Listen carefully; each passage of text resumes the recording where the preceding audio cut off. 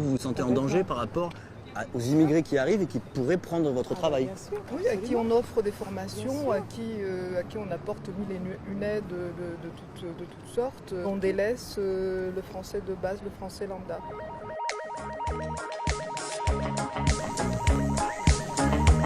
On l'entend tout le temps, tous ces immigrés qui pénètrent sur le territoire français, eh bien ils vont ruiner l'économie de notre beau pays. Eh bien c'est pas vrai.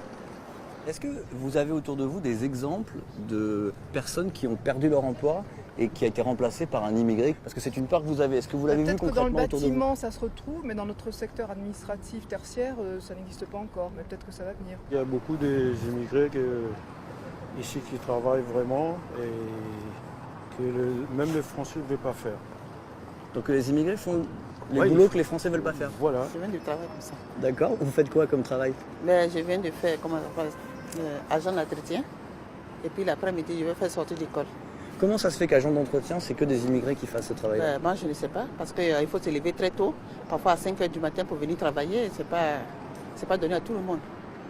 Alors, autour de vous, dans le bâtiment, Oui. il y a principalement des immigrés ou des Français? Non, des immigrés. Il y a des Français, oui, des Autrichiens, après les chefs, les patrons, mais les ouvriers, c'est les étrangers. En France, il y a, selon le MEDEF, 320 000 emplois non pourvus. Des emplois, on n'arrive pas à recruter pour ces emplois-là. Et c'est effectivement dans les métiers comme le vôtre, qui sont des métiers difficiles, comme le bâtiment, comme l'aide aux personnes, la restauration, exactement. L'hôtellerie. Et c'est des métiers, en fait, on n'arrive pas à recruter. Et c'est pour ça qu'on a recours à des immigrés. Donc, en fait, merci. Bonne journée. Merci à vous. L'Allemagne a eu 1,9% de croissance l'an dernier, son meilleur taux de croissance depuis 10 ans, alors que la France, sur la même année, on a fait 1,1%, alors qu'on a eu une politique d'immigration, une des plus restrictives du monde.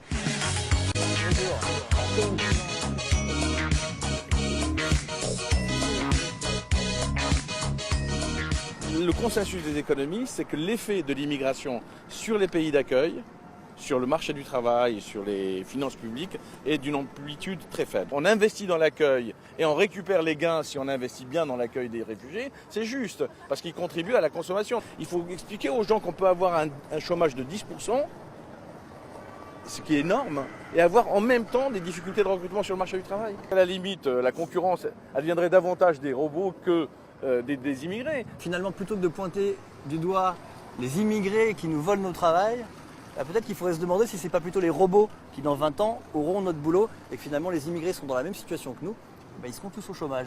Voilà.